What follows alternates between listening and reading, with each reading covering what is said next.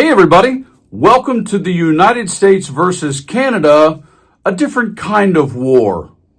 In this breaking story, it does kind of make us wonder what in the hell is going on with Donald Trump, the US government, the Republicans and the GOP when it comes to the constant desire, it seems, to attack not necessarily the weakest of our allies, but not only one of our longest standing allies, but also our literal neighbors. It does make you wonder. When I'm going to show you this breaking story in just a few seconds, you will not believe the words that come out of the mouth of a top Canadian individual.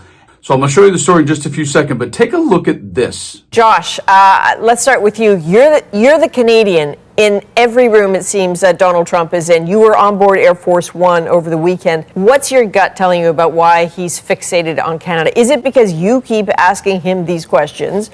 Or is it, as the Prime Minister says, critical minerals? He hasn't said it yet. Is it water? Like, what's happened? I think what's important here to note is he keeps bringing it up. You know, he brings up Canada when asked about other things, whether it's Mexico or tariffs. And that was the case yesterday when he spoke to us on Air Force One, where he was being asked about steel. But I think that people are maybe missing that Trump has sort of Canada stuck in his mind. And he brings it back often to a few subjects. One yesterday was defense spending. Canada's being a laggard in NATO spending target has been long an issue for the president, as has all countries' NATO spending has been an issue. And I think it just seems that he can apply pressure, including by threatening yesterday to, change something related to autos with the flick of a pen, that he could sort of crush Canada's auto sector. Paul, you looked at what Donald Trump signed today. What does it tell you about what's coming? Declare something a threat or risk to U.S. national security, and you can apply tariffs despite trade deals, for example, to protect against that threat or risk. In this case, steel and aluminum. What's the security risk? Well, one could say if the U.S. deems it's too reliant on foreign steel and aluminum, such that it's, if it's cut off, the U.S. might not be able to build battleships and fighter jets in a time of war. Well, that's the security risk. But there's another reason, Adrian. Tariffs are basically taxes on goods coming into America. Every dollar collected by a tariff is a dollar that goes into U.S. government coffers at a time Trump needs to find a way to pay for tax cuts he promised during his campaign for the White House. This, in theory, could do that. And so in no small way, Trump could see it as allowing him to make that tax cut. But truly, the tricky part in answering any question about Trump's thinking, Adrian, what's actually truly behind all this is that no one really knows. So you have someone there who understands international and domestic tariff law, and you have one of the only Canadians allowed in the press pool to fly in Air Force One and cover Donald Trump.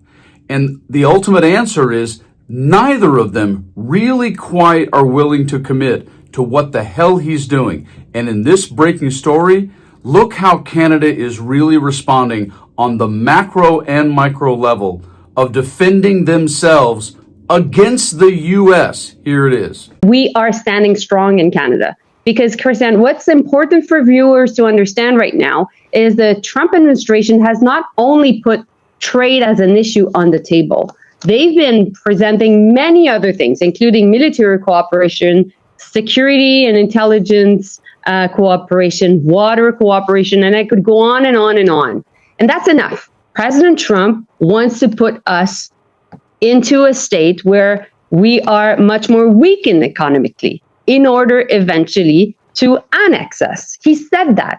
He's questioned our border as well. So, we've been working on the diplomatic level and working with many of his secretaries, working with him. And I've been involved in all of this, of course, with the Prime Minister and the Minister of Finance, Dominic LeBlanc, here in Canada. It was important for Canadians and the world to know what is exactly happening. We want to make sure that we defend who we are as a country.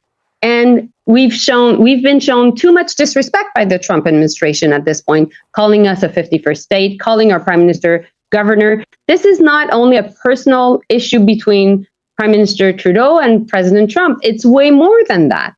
It is much more than just the political rhetoric. It is a fundamental threat.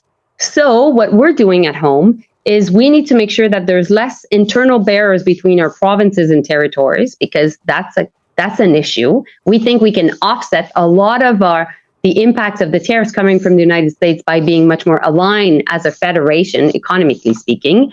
We want to be closer to the UK, like we did throughout our history. We want to be closer to Europe, closer also to Japan and also South Korea. And we'll continue to work with Mexico. My jaw is dropped. Here is a major ally with a common border, and you're talking about having to defend yourself against America and talking about separating yourself from America towards Mexico and Europe. It is weird. It's just, I can barely internalize it. It's like the end of an era. But I want to ask you also, you said there are more threats regarding military cooperation and the rest, and they've threatened, apparently, to kick you out of Five Eyes. I want to know what that would do to you and what you think of their pause on intelligence sharing with Ukraine at this existential moment for that country. So we believe that we have to expand our security intelligence partnership with other countries as well. We never started this. We're close to the American people. We're their neighbors. We're their best friends. We're their partners. So we have many families and friends on the other side of the border. And we know that the American people don't agree with what President Trump says. We've heard it. So many of them have been apologizing for all the rhetoric that is coming out of the White House on this. But at the same time, it is important that our viewers, that the world know what's going on.